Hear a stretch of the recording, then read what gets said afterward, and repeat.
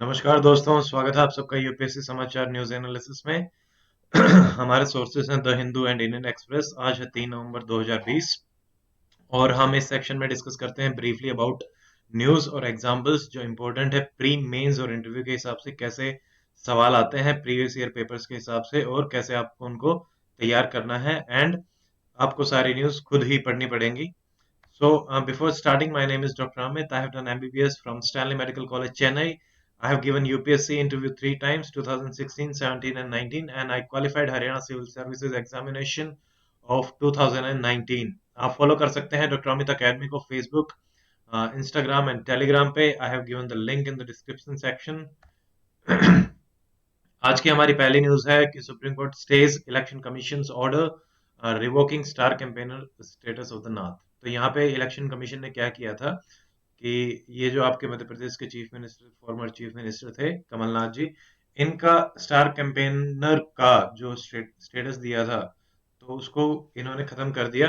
Then supreme court ने कहा कि who are you, you do not have authority और पावर कि टू डिसाइड कि कौन किस पार्टी का स्टार कैंपेनर होगा, कौन उसका लीडर है। सो ये उसके जुरिस्डिक्शन से बाहर जा रही थी चीज। तो ये एग्जाम्पल एक इम्पोर्टेंट बनता है। फिर हमारा है कोरोना से रिलेटेड न्यूज है। It is a very concerning thing that cases आपके बढ़ रहे हैं, वेंटिलेटर्स बेड्स उनकी कमी हो रही है। मोस्ट ऑफ द जो प्राइवेट हॉस्पिटल्स हैं दिल्ली में, दे आर शोइंग 100% ऑक्यूपेंसी और बहुत कम ही हॉस्पिटल बचे हैं जहां पे अवेलेबिलिटी है। So it is very important to maintain social distance, wear mask, that is social vaccine जिसको हम बोल रहे हैं। तो इसको आप ध्यान रखिए। फिर ये हमारी 2-3 दिन पहले भी न्यूज आई थी कि नोएडा में एक स्टेशन, मेट्रो स्टेशन बनाया गया था और प्राइड के नाम से। तो इसमें ट्रांसजेंडर्स को एम्प्लॉयड किया गया है, सारे के सारे ट्रांसजेंडर्स हैं यहाँ पे। It is a very good example. अगर आपने इसको ऐड नहीं किया है तो अपने एग्जाम्पल्स में ऐड कर लीजिए। आप एग्जाम्पल्स और फैक्ट की अपनी 2 शीट बना के रखिए, कुछ एग्जाम्पल्स और फैक्ट्स को रेगुलरली ऐड करते रहिए। इनके ट्रांसजेंडर्स के जो मेन इशू हैं, फर्स्ट तो यही है कि सेल्फ आइडेंटिटी, कि उन्हें खुद भी कई बार कंफ्यूजन होता है कि वो किधर लाई कर रहे हैं on the spectrum of gender, male, female या फिर और कहीं।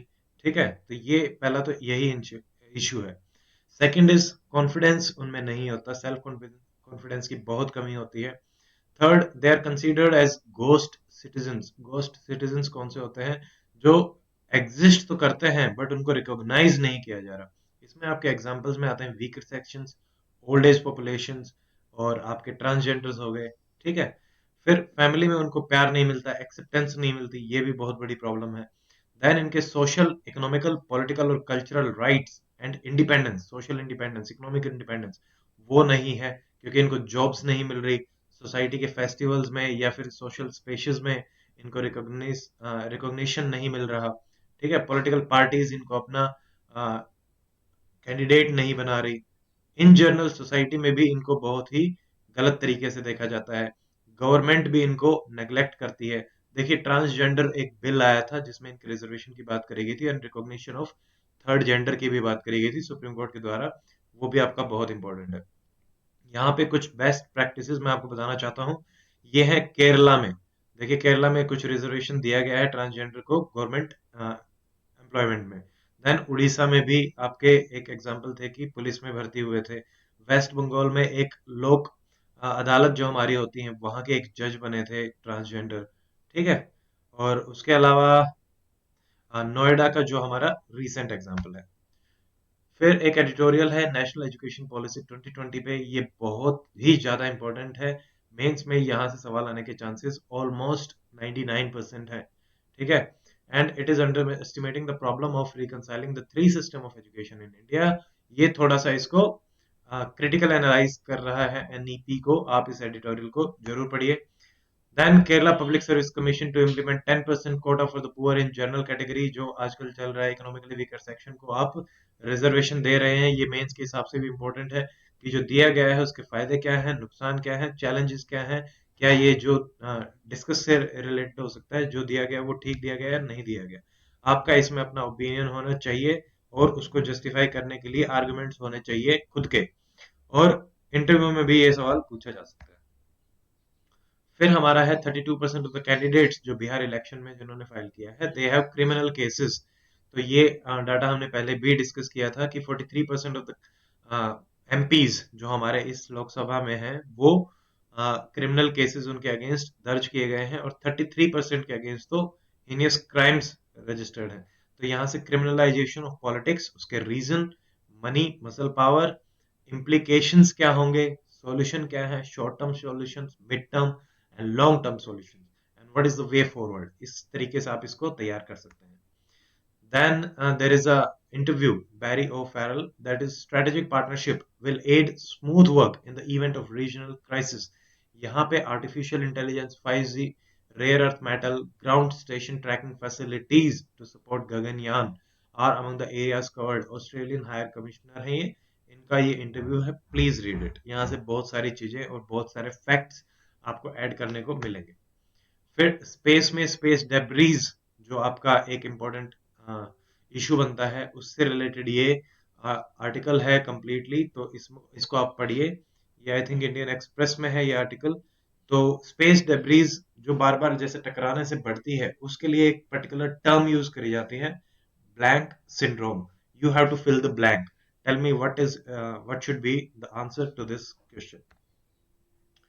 फिर आई थिंक ये हिंदू में ही है ये वाली।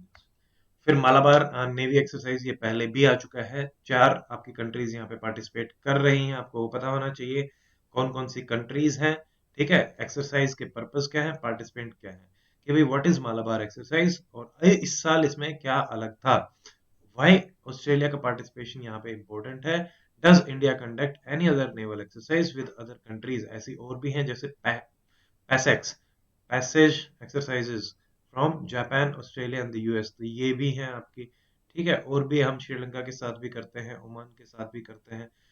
तो ये आपको पता होने चाहिए। Names of the exercise is very important for preliminary examination, और इन जर्नल ये सवाल आपका मेंस के लिए बन सकता है, ठीक है। फिर कस्टम ड्यूटी पे हमारे जो फाइनेंस सेक्रेटरी हैं अजय भूषण जी, इन्होंने कहा कि custom duty needs judicious use, has to be phased out slowly. So what are the issues, ऐसी बात क्यों करी जा रही है, ये मेंस में डायरेक्टली सवाल आ सकता है कि कस्टम ड्यूटीज से क्या क्या नेगेटिव और उसके इफेक्ट हुए हैं और क्यों उनको फेज आउट करने की जरूरत महसूस करी जा रही है, और फेज आउट करने के बाद क्या फायदे होंगे इंडियन इकोनॉमी को और इंडियन इंडस्ट्रीज को। So this is it in this section. If you like this video, please share and subscribe the channel. And if you have any doubt, tell me in the comment section. I'll try to solve them. Or see you in the next video. Till then, stay fit, stay healthy. Goodbye.